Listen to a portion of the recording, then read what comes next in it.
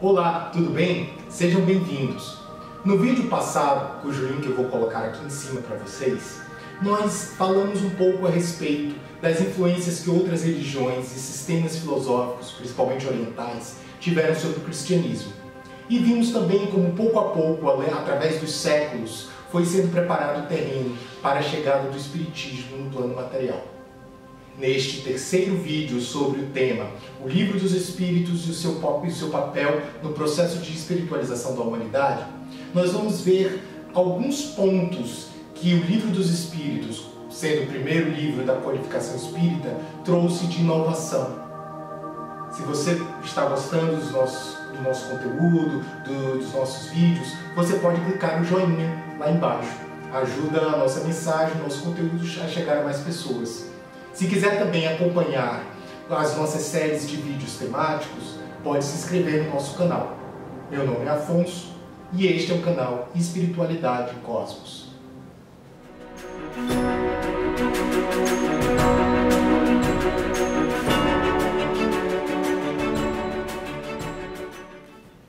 Olá, sejam bem-vindos. Este é o terceiro vídeo do nosso canal a respeito do tema O Livro dos Espíritos e o seu papel no processo de espiritualização da humanidade. Que este possa ser um momento de paz e reflexão e que possa gerar pensamentos positivos, numa vibração de harmonia e esperança. No vídeo passado, nós vimos como o cristianismo sofreu influências de outras religiões e outros sistemas filosóficos, principalmente orientais. E vimos também como, pouco a pouco, o terreno foi sendo implementado, foi sendo preparado para a chegada do espiritismo. Fomos vendo também como, de uma forma geral, o espiritismo está inserido num projeto maior, preparado pelo plano cósmico para a humanidade terrestre. Então, vimos como o espiritismo está inserido nesse contexto. Só que é preciso ressaltar que num período de tempo curto, como de um vídeo como este, é impossível nós aprofundarmos demais todos os pontos do Livro dos Espíritos. Então o que nós vamos fazer aqui é pegar aqueles pontos que eu entendo serem mais representativos sobre essa inovação, sobre como o Livro dos Espíritos teve um processo inovador nesse processo de espiritualização da humanidade. Então, vamos começar a ver alguns desses pontos. Começamos com a primeira pergunta de O Livro dos Espíritos. No capítulo 1, temos a seguinte pergunta: que é Deus? E a resposta dos Espíritos foi: Deus é a inteligência suprema, causa primária de todas as coisas. Pela primeira vez, desde aquele momento lá atrás, onde a humanidade adorava aqueles deuses antropomórficos, no politeísmo, passando pelo monoteísmo, pela adoração do Deus que representava uma figura de imperador, que era também uma representação antropomórfica, e até mesmo passando pela figura do pai amoroso, que também não deixa de ser uma figura antropomórfica. Então, pela primeira vez, com essa resposta dada pelos Espíritos em O Livro dos Espíritos, nós temos então uma ideia nova. A partir do momento em que essa resposta fala de uma inteligência, de uma causa primeira, uma causa primária, nós saímos de uma representação antropomórfica da divindade e começamos a adentrar uma ideia mais abstrata, do que seria isso. Isso efetivamente é uma inovação trazida pelo Livro dos Espíritos, pelo menos para o Oriente, pelo menos para a Europa. Outra contribuição de O Livro dos Espíritos para esse processo de espiritualização da humanidade foi trazer para o Ocidente, ou resgatar para o Ocidente, a ideia de reencarnação, que desde a transformação do cristianismo na Igreja Católica havia sido deixada de lado, havia sido relegada, ou então transformada na noção de ressurreição, que é uma coisa diferente. Se olharmos no Novo Testamento, no livro de Mateus, capítulo 17, dos versículos 10 a 13, nós temos o seguinte: e os seus discípulos o interrogam, dizendo: por que dizem então os escribas que é necessário que Elias venha primeiro? E Jesus, respondendo, disse-lhes: em verdade, Elias virá primeiro e restaurará todas as coisas. Mas digo-vos que Elias já veio e não o reconheceram, mas fizeram-lhe tudo o que quiseram. Assim padecerá também nas mãos deles o Filho do Homem. Então entenderam os discípulos que lhes falara de João Batista. Em comparação, no Livro dos Espíritos, nós temos a pergunta 166, onde temos assim: como pode a alma que não alcançou a perfeição durante a vida corpórea acabar de depurar-se? A resposta dos Espíritos foi: sofrendo a prova de uma nova existência. E vem então depois a nota A. Como realiza essa nova existência? Será pela sua transformação como espírito? A resposta dos Espíritos foi a seguinte: depurando-se, a alma indubitavelmente experimenta a transformação, mas para isso, necessária lhe é a prova da vida corporal. Bom, essas duas passagens do Novo Testamento e do Livro dos Espíritos são aqui nesse contexto utilizadas para justamente nós darmos dois pilares aí a respeito do tema reencarnação. E para o Espiritismo, este tema ele já aparece ali no Novo Testamento, né? Da boca do próprio Jesus, porque a partir do momento em que ele não nega e, pelo contrário, ele afirma, né, que Elias já tinha vindo, e fica ali consignado que os discípulos entenderam que se tratava de João Batista, então ali já está configurada a questão da reencarnação. E nós temos então a retomada desse tema no Ocidente, na Europa, com o Livro dos Espíritos. É preciso dizer que no Oriente a noção de reencarnação ela não havia desaparecido, ela estava bem assimilada, principalmente na Índia. Bom, vamos examinar um pouquinho quem foi Elias e vamos então entender como é que funcionou nesse caso a questão da reencarnação e como é que nós fazemos um link entre essa história de Elias e a reencarnação, e a noção de reencarnação trazida por o Livro dos Espíritos. Elias viveu durante o reinado de Acabe, ali pelo século IX a.C., numa época em que a nação dos hebreus se dividia em dois reinos, Israel ao norte e Judá ao sul. Omri, rei de Israel, incentivava a construção de templos locais para a realização de sacrifícios, incentivava a indicação de sacerdotes que não pertenciam à família dos levitas e permitiu até mesmo encorajou a construção de templos dedicados ao deus Baal, um deus estrangeiro, cultuado na Fenícia, que ficava mais ao norte. Omri forjou então uma aliança através do seu filho Acabe com a princesa Jezabel, uma sacerdotisa de Baal, filha do rei de Sidom, na Fenícia. Bom, essa situação, essa aliança com o povo fenício, trazia uma situação de segurança e prosperidade para Israel, ali naquele contexto geográfico em que se inseria. Porém, quando o rei faleceu e o seu filho, casado com Jezabel, se tornou rei, né, o rei Acabe, ele casado com uma sacerdotisa de Baal, obviamente começou a estimular também a religião de Baal ali no território do reino de Israel. Começou a estimular os cultos, permitiu, né, que continuasse a existência de um templo ao deus Baal dentro do próprio palácio real, e isso começou a irritar os sacerdotes, né? Isso infringia o entendimento, a interpretação mais rígida que os sacerdotes israelitas faziam da lei mosaica. Pois bem, então foi nesse momento em que Elias confronta o rei Acabe.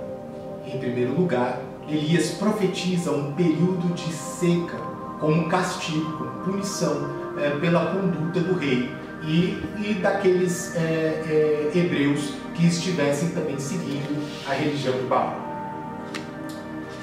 Não satisfeito, Elias então propôs uma espécie de competição, com os sacerdotes de Baal. Jezabel, quando foi casar-se com Acabe e se mudou para o reino de Israel, levou consigo um séquito enorme de sacerdotes. Eram 450 sacerdotes de Baal e 400 sacerdotes da deusa Asherat, que era uma outra divindade fenícia.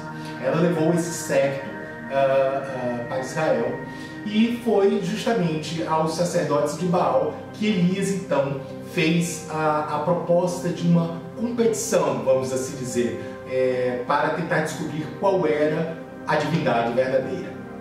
Elias convocou os 850 sacerdotes de Baal e Asherá, juntamente com o povo de Israel, para irem ao Monte Carmelo, onde foram erguidos 2 altares com madeira, um para Baal e um para Javé.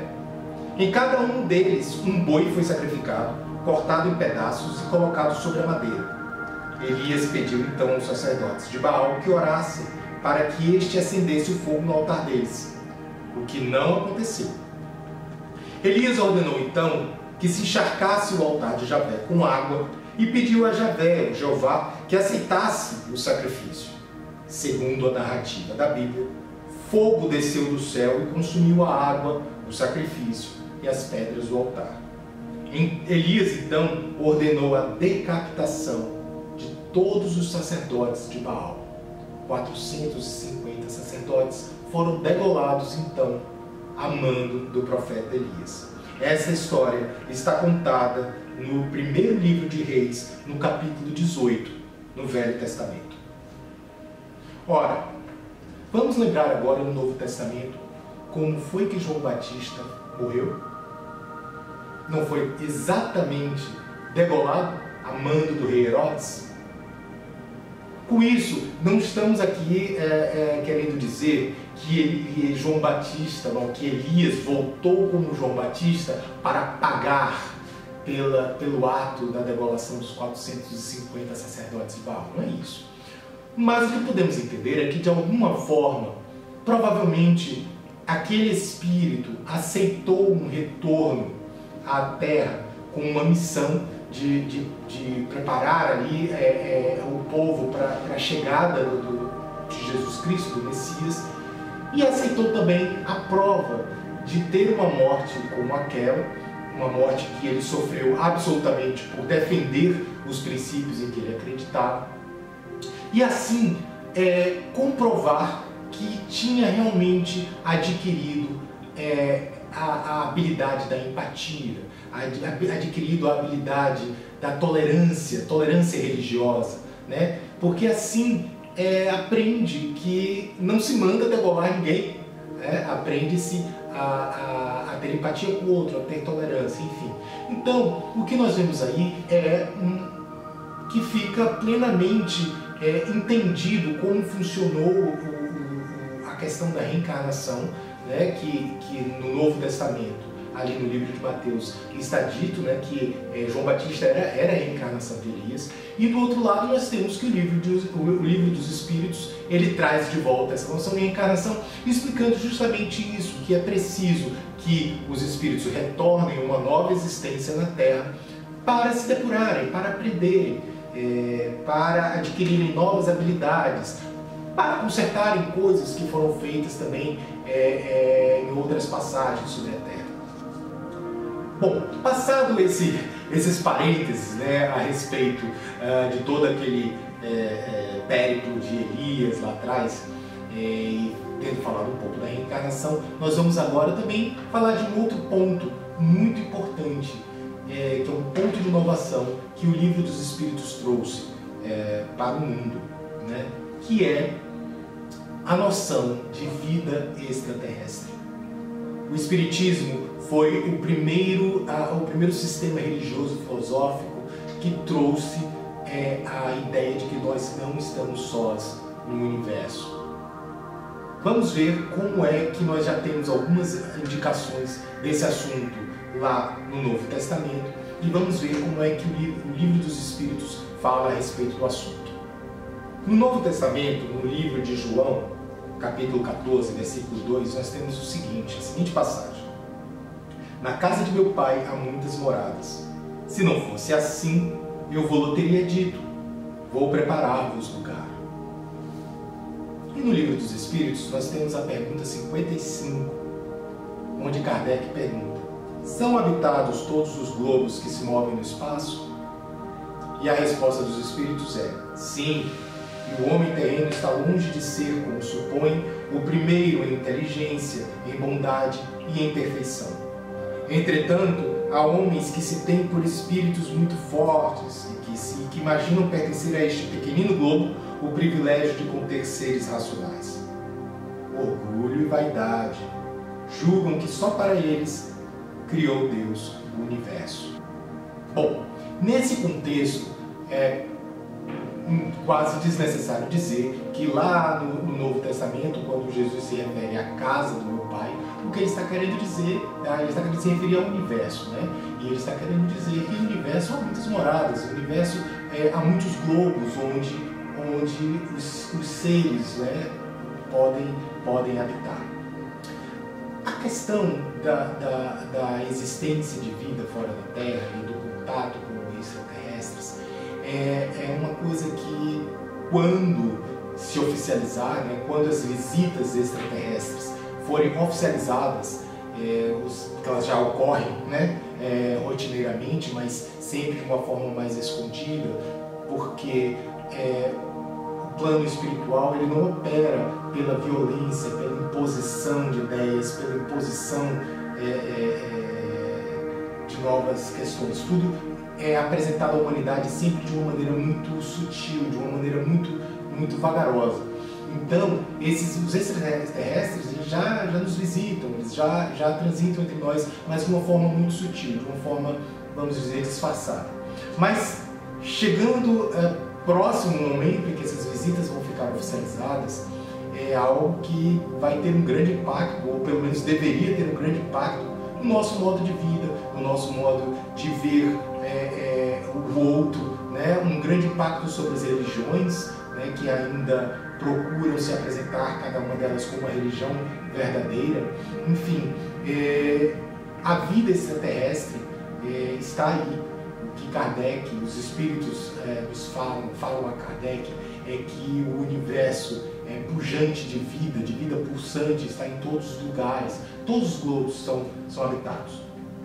Mas tem aí uma questão que precisa ser analisada, que é a seguinte, vamos lá. Os astrônomos com telescópios possantes têm projetado seus olhos sobre outros globos, né, como a Lua, como Vênus, como Marte. Nós temos sondas que chegaram e passaram por Júpiter, por Saturno, e nenhuma dessas sondas, nenhum desses telescópios foi capaz de perceber a presença de outras civilizações. Tudo bem, nós temos os avistamentos de OVNIs, mas não é disso que eu estou falando. Eu estou falando de lançar um telescópio sobre, vamos dizer, a Lua, ou enviar uma sonda, enviar um robô a Marte, e lá chegando, não encontrar nenhuma cidade, por exemplo, da forma como nós conhecemos. Ora, o que ocorre é que nós precisamos raciocinar que nem todos os seres do universo precisam manifestar-se materialmente do modo como nós conhecemos. Existem muitas formas de matéria mais sutis e que não podem ser captadas pelos nossos sentidos. E além disso, o envoltório que os espíritos usam fora do corpo, que é o perispírito, ele é formado de matéria, mas de uma matéria num estado mais sutil e que varia de natureza e de expressão de acordo com o fluido cósmico, o fluido universal de cada planeta. Então, não podemos esperar que a vida se manifeste em todos os outros planetas e todos os outros globos exatamente da mesma forma como ela se manifesta na Terra, né? Ela vai se manifestar de outras maneiras. E na maioria dos planetas e dos globos, ela se manifesta de uma maneira que não é a mesma maneira material que nós conhecemos. Não é utilizando o mesmo corpo, o mesmo tipo de matéria corporal, né? Ela se manifesta de outras formas. E nós temos aí uma coisa muito interessante, porque os astrônomos, por exemplo, já fizeram descobertas que corroboram esse entendimento, né? Lá por volta de 1930, os cientistas começaram a somar a matéria, a massa dos objetos existentes na Via Láctea e em algumas outras galáxias. Eles fizeram uma estimativa do que seria o resultado da soma das massas de todos esses objetos, planetas, satélites, estrelas, cometas, asteroides, enfim. E eles se surpreenderam quando chegaram à conclusão de que a soma da massa de todos esses corpos celestes não chegava nem a 20% da massa daquelas galáxias. Então, estava faltando alguma coisa. Foi aí que, através da medição da gravidade exercida, da gravidade existente, né, nessas galáxias, foi que eles descobriram que havia uma coisa chamada, que eles chamaram de matéria escura. Quando eles somaram toda a matéria escura com a energia escura, eles chegaram à conclusão de que essas duas, a matéria escura e a energia escura, eram responsáveis por 95% da massa do universo. Ou seja, tudo aquilo que nós conseguimos perceber com os nossos sentidos, com a visão, com a audição, é menos que 20% do universo.